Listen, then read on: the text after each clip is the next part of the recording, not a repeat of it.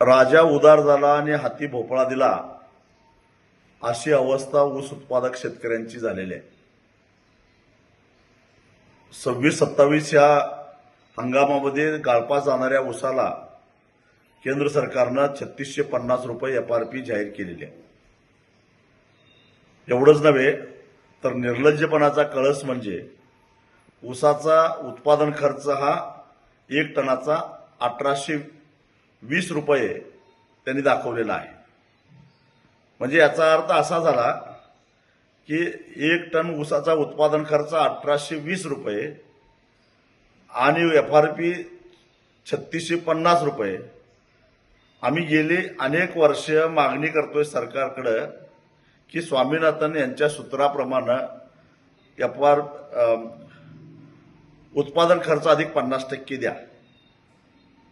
हा जर एफआरपी खरा धरायचा असेल, सरकारचा उत्पादन खर्च खरा धरायचा असेल तर 1820 रुपये उत्पादन खर्च आणि 3650 रुपये एफआरपी म्हणजे उत्पादन खर्च अधिक 100% नफा सरकार द्यायला लागलेला आहे. एवढा नफा जर शेतकऱ्यांना होत असेल तर मला असं वाटतं की आता शेतकरी चळवळीची गरजच काही राहिलेली नाही. सरकारनं हे सिद्ध करावं. सरकारकडे संशोधन करणाऱ्या अनेक यंत्रणा आहेत. भारतीय कृषी अनुसंधान परिषद आहे, देशातले वेगवेगळे कृषी विद्यापीठ आहेत, ऊस संशोधन केंद्र आहेत, कोईमुत्तरला आहे, पाडेगावला आहे, वसंतदादा शुगर इन्स्टिट्यूट आहे, ऊस आणि गूळ संशोधन केंद्र आहे. त्यांच्या जमिनी आहेत. त्या जमिनीवर 1820 रुपये ला 1 टन ऊस पिकवून दाखवावा.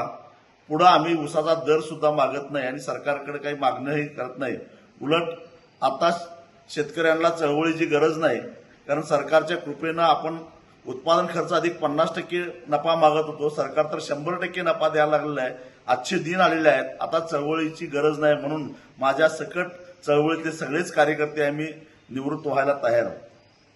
आणि हे जर सिद्ध करता येत नसेल, कुठल्या संशोधन केंद्रामध्ये तुमचा पेपर तयार झाला, रिपोर्ट तयार झाला, त्याची माहिती उघड करा, अन्यथा देशातल्या शेतकऱ्यांची माफी मागा. या अशा प्रकारे भूलथापा द्यायचं आता बंद केलं पाहिजे.